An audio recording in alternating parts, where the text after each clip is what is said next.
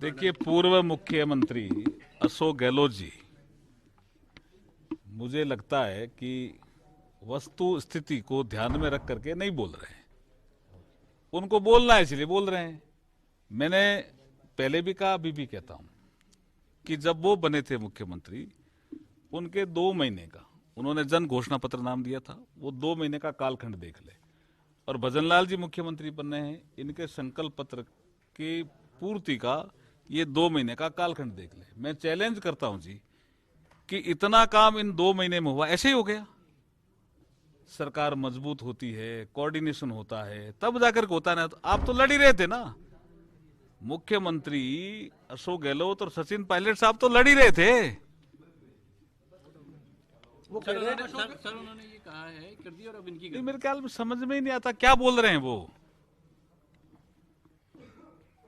उनके वो या तो हताशा में बोल रहे हैं, उनको लग रहा है कि मेरी योजनाएं बहुत अच्छी थी, हम कैसे हार गए। मुझे लगता है हताशा में बोल रहे हैं। वो कह रहे हैं कि मुख्यमंत्री नहीं बल्कि सीएस सरकार को चला रहे हैं, डिफेक्टो सीएम बन गए। देखिए, हमारे संविधान में 3 अंग है: विधायिका, कार्यपालिका और न्यायपालिका। इन तीनों में समन्वय बेहतर होता है, तभी शासन अच्छा आता है। हमारा गुड गवर्नेंस और डेवलपमेंट देने का हमारा संकल्प है और हम उस दिशा में ही लगे हुए हैं। उन्होंने कहा कि हमने काम बहुत किए, पर बीजेपी भ्रम और छलावे के कारण सत्ता में आई है। अब खूब बोलते थे ना चुनाव में, जनता जान चुकी थी, क्योंकि अशोक गहलोत साहब के जमाने में 2 केंद्र हो गए थे सत्ता के। एक का नेतृत्व अशोक गहलोत साहब कर रहे थे, दूसरे का सचिन पायलट साहब कर रहे थे, और यहां काम हो नहीं रहा था।